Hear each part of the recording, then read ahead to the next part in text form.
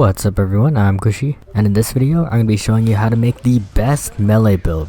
And unlike a lot of other melee builds that I've seen around, this focuses on big bursts of damage to take out enemies in one shot and clear out enemies super quick. We'll be going over different weapons you can use depending on the situation. We'll be going over the skills that are needed and the ones that are currently bugged and not working, just so that you know to look out for them.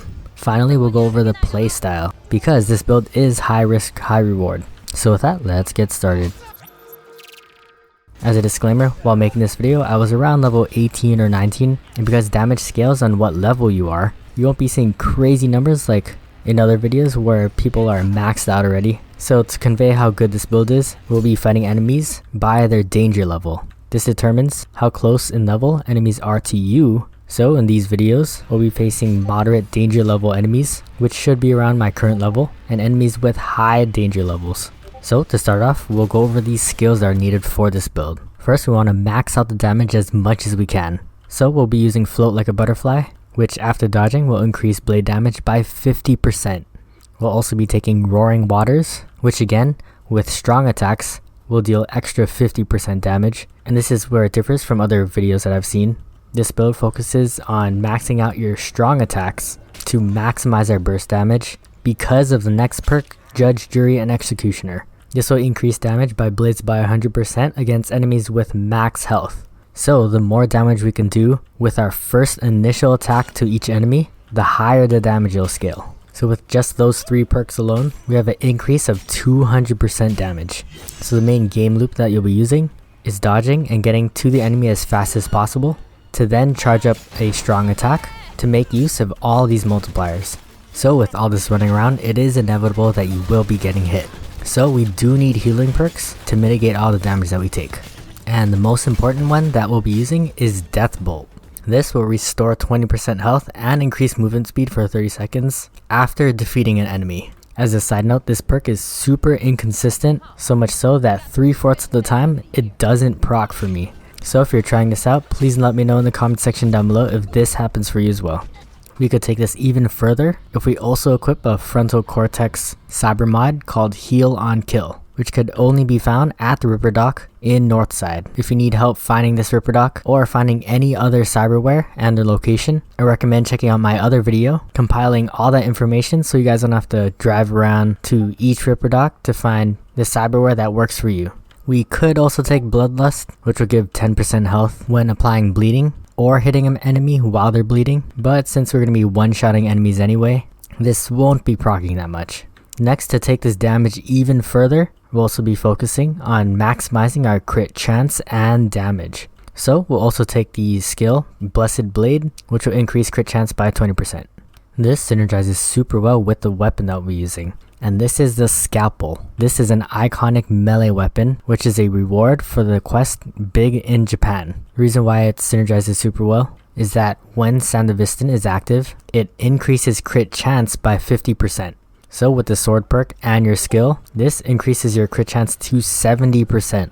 Depending on your role, your stats might also give you a crit chance. Mine has a 26.6 increased chance, bringing our total up to 96%.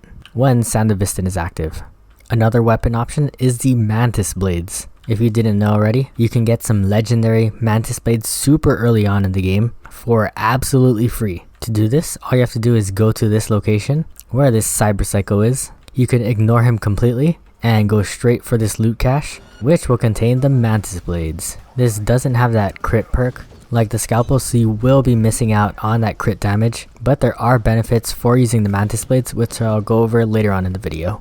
And so Sandevistan is probably the most important part of this build. Depending on which Sandevistan cyber mod that you have and where you bought it, it will slow down time and possibly give you an increased crit chance and crit damage. If you go to the Wellsprings Ripper Dock, he sells the Dynalar Sandevistan, which is at epic level and slows down time by 50% for 16 seconds, but more importantly has only a 15-second cooldown. Again, there's a bug for this as well. If you're doing any finishers, like when you're using a katana and it decapitates a person, it will shut off this ability and start the cooldown. However, there is a way around this. What you have to do is go to any Ripper Dock and equip the Kuroshi Optics MK2. After doing that, you have to open up your character menu, go to your Cyberware, and then equip the mod Target Analysis. This will make all your weapons non-lethal and will prevent you from doing any finishers. With all the gear and weapons out of the way, next we'll go over the general playstyle. Going back to the weapon options, I do find that the Mantis blades are a little bit better because of one thing. If you do charge up for a strong attack, you can leap through the air to the next enemy. And this is super important because this closes the distance, unlike the Katana where you have to run to each individual enemy. Because of this, if you're one-shotting enemies while Sandevisn is active, as seen in the opening clip, you can take out whole groups of enemies super quickly. Again, the major downside is that you will be trading off the crit damage. So if you're taking down enemies that are higher level, I'd actually recommend using the Katana to consistently get that crit damage, even if it takes a little bit slower to get from one enemy to the next. Which honestly, if you're using Bloodlust, you still move pretty quickly. So it isn't a bad option, but I still think that Mantis blades are a little bit better because it has better mobility and it's just more fun to use. Like I said before, this build is very much a high risk, high reward build, especially on very hard difficulty and facing enemies with a high danger level. You want to be avoiding damage as much as possible. So you really want to be playing around Sandevisn's cooldown. Always use cover, and when you really need it, either for health or to clear out mobs, pop it and quickly take enemies down to gain health and take out as many enemies as possible. If you don't kill enemies within the time period, just wait for the cooldown because it's only 15 seconds. If you are playing aggressively, make sure that you know exactly where the enemy is and to see if they're isolated before running out into the open to melee kill them. If you want to reduce this cooldown even further, the Ripperdoc Watson in North Kabuki sells a circulatory system cyberware called the Bioconductor, which will reduce all cyberware cooldowns by 20%. And yeah, that's pretty much it for this build. I'll probably do an updated build once I get to max level because I haven't even gotten close to min-maxing with all the different mods that you can equip and crafting weapons for specific stats that I want.